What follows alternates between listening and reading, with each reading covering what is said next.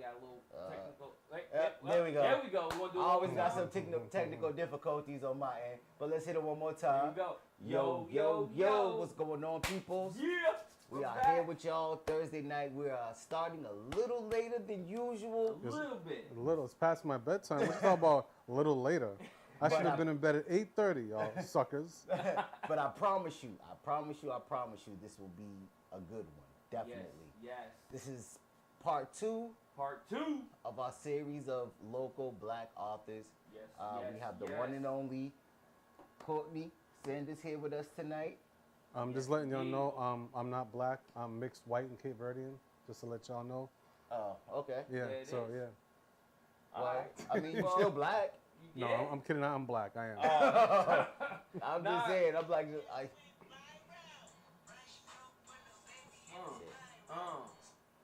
Then we got Kendrick Lamar calling in too, huh? Right, got Kendrick coming in. Like, gotta get back to him later.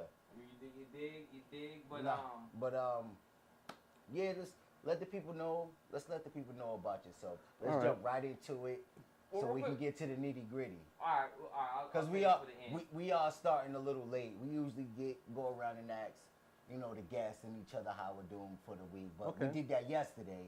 All right. Well, So, I mean, you can let the people know how you doing this week. doing all right. Yeah. Just relaxing for the summer. Just got finished with 2 books. There's one of them This is right here. called "Fool Me Once, Shame on You; Fool Me Twice, Shame on Me."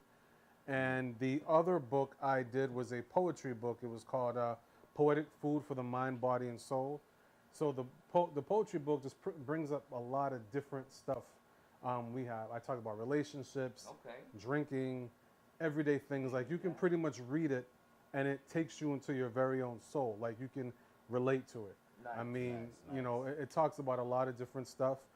This one here, it's pretty much. I wanted to stray away from the whole genre of good girl gone bad. She finds a black guy and they run the streets and she gets caught up in a web of deceit and sex and all that.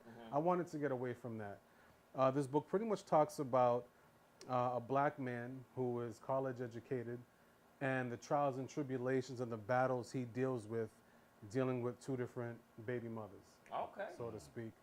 And it just chronicles, it's kind of a coming of age book. It starts him off at college and brings him to, he's about 40 years old. And that's pretty much what it talks about. But and I'm not going to give away any spoilers, but I've got a lot of positive reviews in the books. A lot of people have bought it. A lot of people have liked it. With a lot of baby daddies, I hate the term, but a lot of them are pretty much pegged into a hole of hood dudes, no formal education, run the streets, get into all kind of mischief and nonsense. Right. This one pretty much touches on an actual black man who lived in a dual parent household, went to college, got a career going, did all the right things, but it still got caught up in the nonsense with court and dealing with 2 different, child's mothers, and it just pretty much chronicles a lot of the things he went through. But it's a good book. I won't spoil it anymore. I probably already have. Nah. But, that sounds good. I mean, I have a question. What was your motivation behind this book? A little bit of it is based on my experiences. Okay. Not a lot of it. Just I threw a little bit of my experiences in there. And I know a lot of brothers who are dealing with the same fate. And, we chop it up on a daily basis. We talk and kind of, share a lot of different things. So I figured, you know what? Let me just tell a story. Because a lot of men out there who are, who fathered multiple children don't really get to share their story. I mean, you'll hear, yeah, my BM is this, my BM. But a lot of brothers don't really get to share their story so we can see what they're going through. Because a lot of women will look at, men who have multiple children and say, oh, you should have kept it in your pants. Oh, you should have wrapped up. Oh, you should have done this. But there are men out there who actually get in relationships and think that, okay, this is the one. It'll work. And then things don't work. All right, fine. Fooled me once. Shame on you. Go to the next person. Everything's going all right. We may even get engaged to get married. We're looking at really establishing something serious, then you get pregnant, then all of a sudden things don't work, boom, shame on me, you know? Yeah. So that's the premise behind the whole book. Nice. And I just... Well, it was shame on me a whole bunch of goddamn times. I'm just saying. Yo. So I just wanted to, you know, tell a story, and just, you know, for a lot of brothers out there who are going through this kind of thing, they can read it, they can relate to it, and just kind of let it be known that, listen, you're not a skid mark in the underpants of society. We understand your story. We see what you're going through.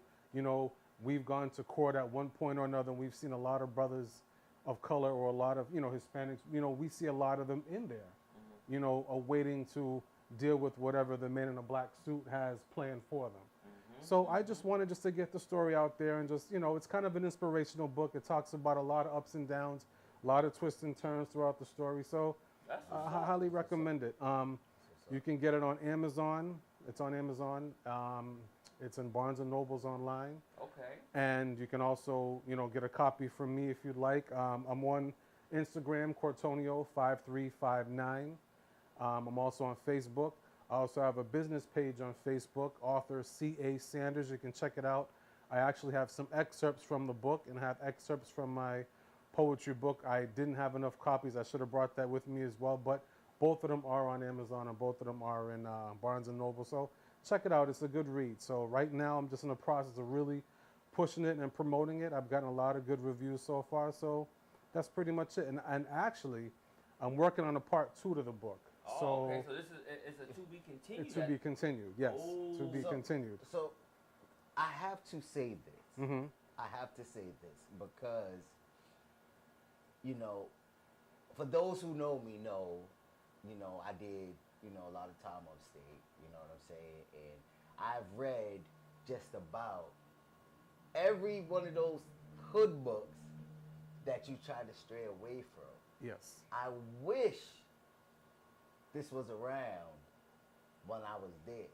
I mean, I can still grab a copy and read it now, but I'm glad that this is a book that was written by a black author on real topics and real issues.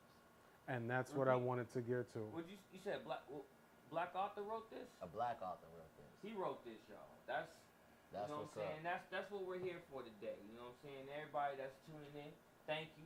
We appreciate it. Yes, sir.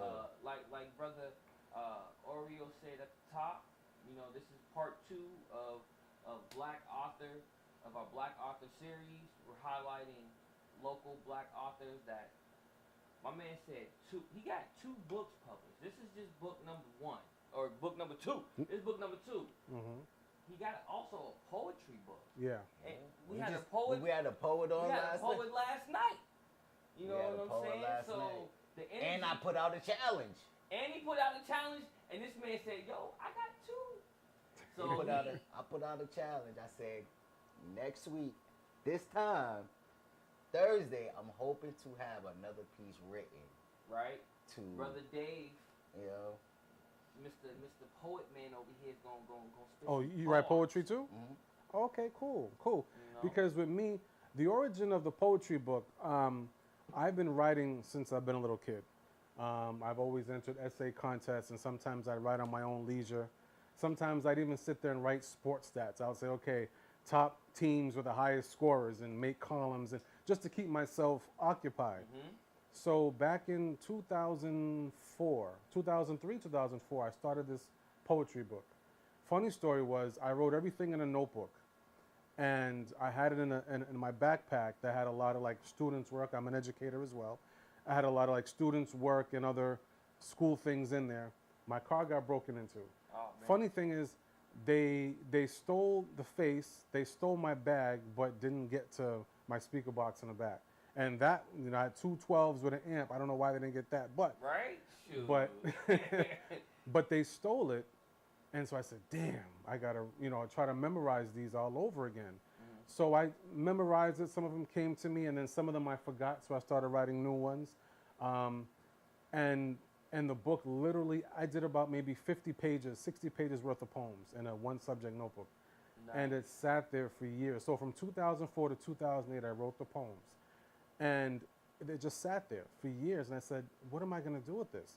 So after I published this, I said, you know what? let me publish this too.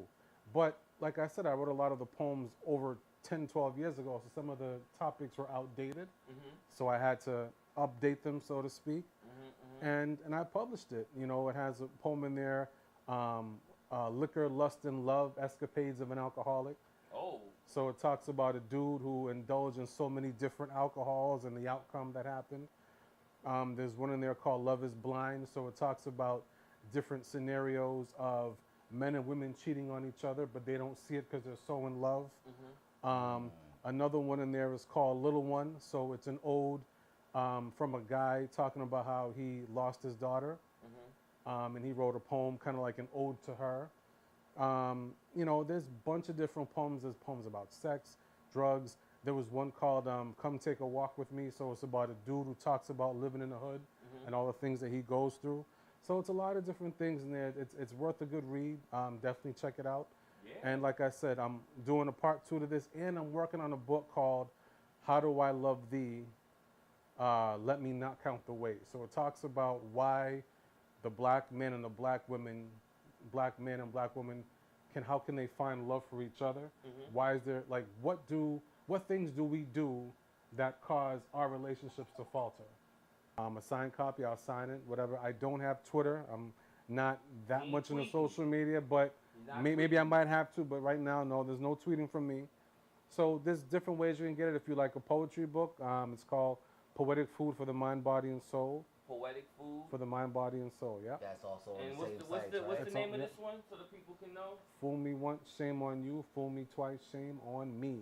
There it is. There it is. Yo, this the man right here, brother Courtney Sanders. You know what's funny? So, and I laughed, but this girl here. So I was watching a commercial. I don't know if it was for one of them energy drinks or whatever the case is. She was in a commercial. Oh. I'm not even joking. I'm looking. I'm like, wait. I think that's the same girl I put on my book. I'm not trying to get incriminated or nothing like that, whatever the case is, but it looked like her because I found these pictures and had someone put them on, but I seen a girl that looked just like her on a commercial. But whatever. There it is. There it is. You know, but if I get famous, I ain't giving you nothing. Sorry. Give her one of these. Thank you. Yeah, thank you so much for gracing the cover of my book. Right. That's what's up, though, man. This is honestly these last 2 episodes has been a real pleasure to actually have someone and people of this magnitude on here because you know, especially and they're homegrown. And they're homegrown. So that's what makes it 10 times better. Yeah, right? Born and bred, yeah. You know what I mean? And we have the opportunity to give them that big ups and that shout out. You know what I'm saying? And I'm gonna say it again for the people that's just tuned in. Hey cuz, what up kid? I know my bro Debo popped in real quick. We didn't get a chance to acknowledge the people this time. You know. We apologize. But for the people who like to read, like a good book, Fool Me Once, Shame on You, Fool Me Twice, Shame on Me by C.A. Sanders. Get the book. I'm sorry, I got it down here. My fault, y'all. Get the book, BarnesandNobles.com, Amazon.com. Show the brothers some love. We had Harry Harding on last night. The Audacity is one of the names of his book for his poetry. That's the first. That's the second one. And Perspectives in Progress is the second one. And again, we're going to have all that information. I forgot to put it up last night, but I'll make sure that we have the links to his book and where you can get it, and links to Brother Courtney Sanders and where you can get his 2 books. So we had 2 authors. Each of them published 2 books. That's fire right there.